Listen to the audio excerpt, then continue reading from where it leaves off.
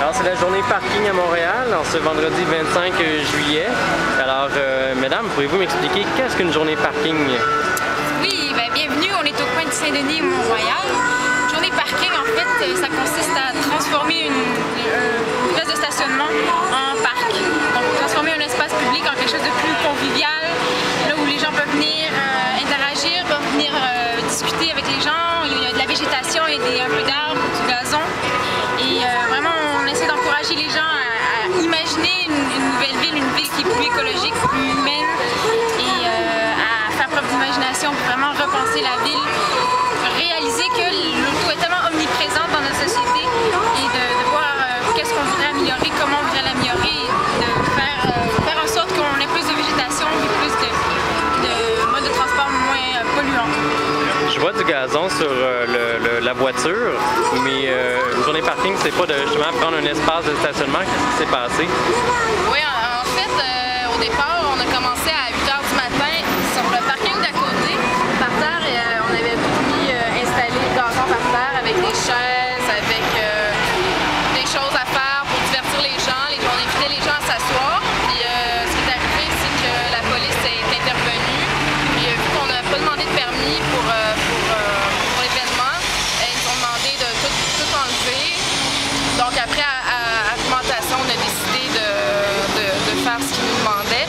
Puis au lieu de terminer ça là, on a décidé de végétaliser le camion qui était juste à côté. Et humaniser. Donc on s'est installé ici là, on a mis du gazon partout, on en a mis aussi à l'intérieur, invité les gens à s'asseoir.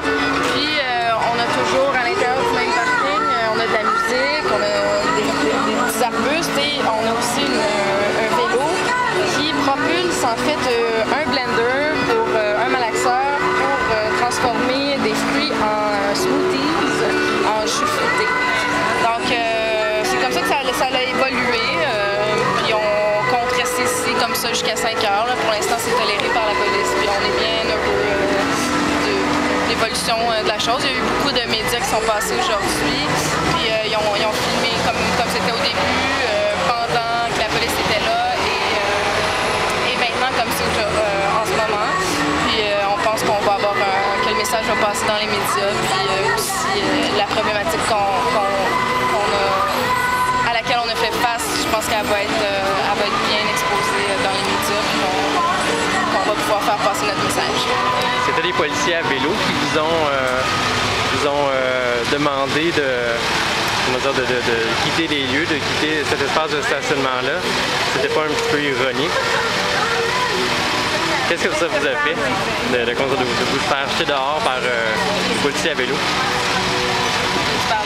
En fait, je pense que les policiers étaient très d'accord avec notre cause, hein, mais c'est leur emploi de mettre en pratique les règlements. Puis le règlement disait ainsi, donc